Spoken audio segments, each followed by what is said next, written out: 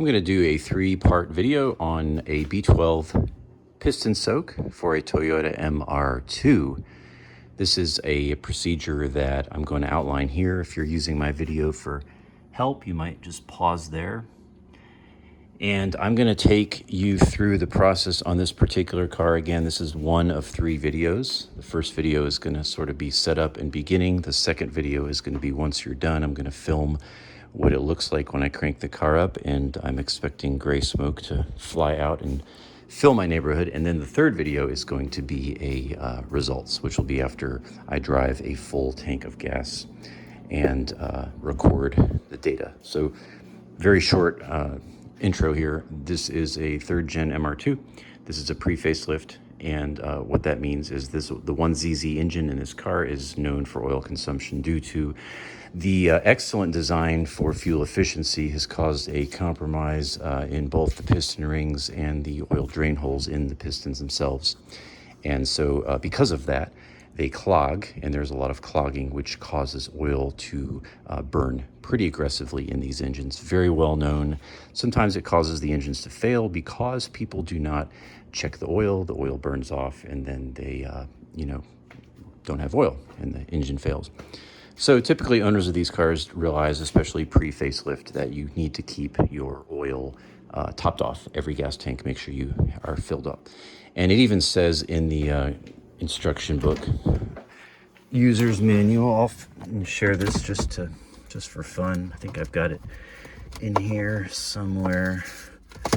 Where is that thing? Yeah, here it is.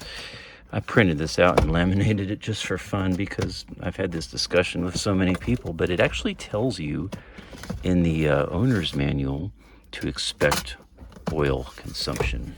There it is right there. So I've got it highlighted there.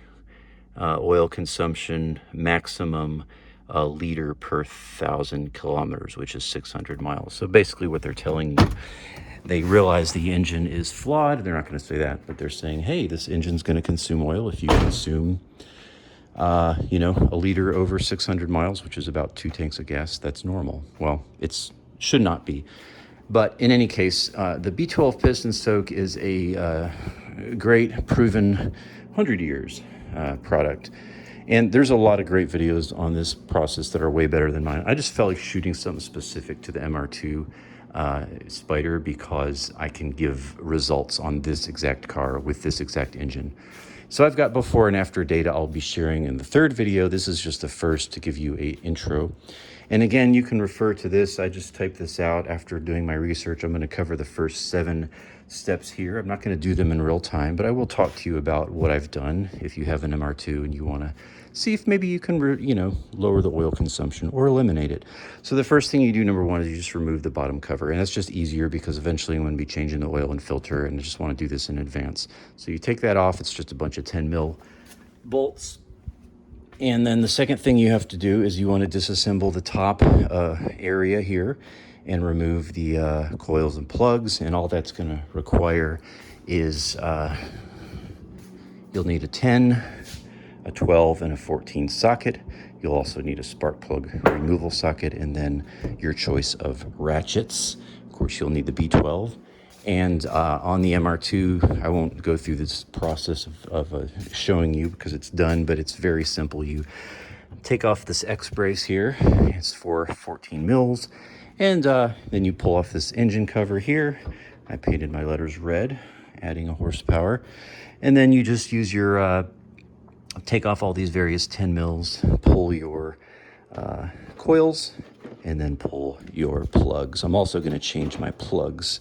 I got some new plugs on the way, and I will be changing the plugs, see how they look, because there's going to be a test drive with the old plugs, and then I'm going to change the oil and filter once hopefully it's blown everything out.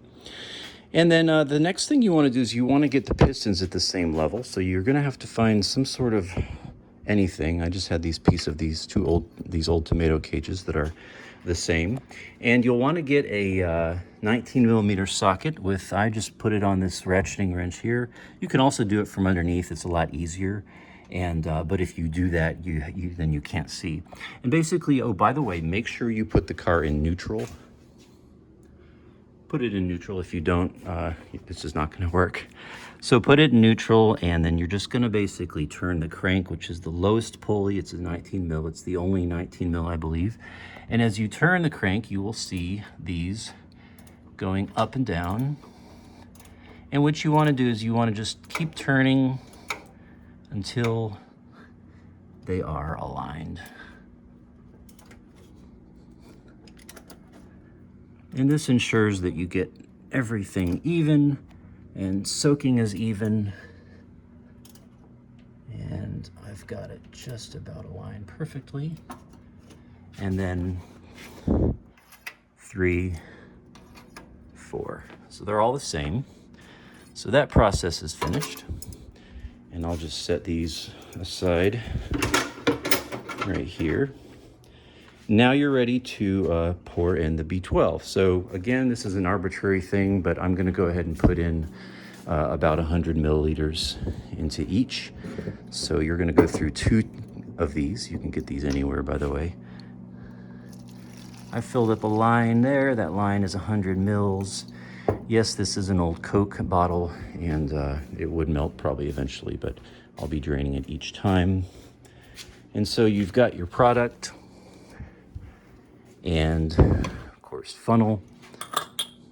And so what I'm going to do next is I'm just going to pour 100 mils into each of those, and then I'm going to turn the crank. Some people say several times, some people say it doesn't matter, but I'm going to turn it around, you know, just to probably for about 30 seconds, just turn the crank, and that will help the product soak in a little bit. And then I'll make sure my sticks are level again. Then I'm going to cover these 4 holes, and then I'm going to wait 6 hours, and then I'm going to repeat that procedure 3 more times until all of my product is finished. So that's where I'm going to stop with this video. I will just go ahead and put the first little bit on the first piston. Here we go together. 1, 2, 3.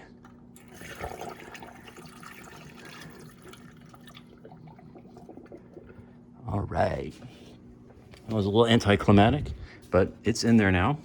And let me make sure, if you're watching this video, that you watch 2 and 3. This isn't 1 out of 3. And or check some other videos, because you want to make sure you can hydrolock your engine if you don't do this right. So I'll stop there. I'm going to finish this up and do the other 3 pistons. But look for video number 2, which will be after the process is over, and I'll repeat what I'm doing again, and then I'm going to crank the car, and we're going to watch smoke pour out of this exhaust pipe, signifying greater engine health. Thanks for watching. See you in the next video. Peace. God bless you.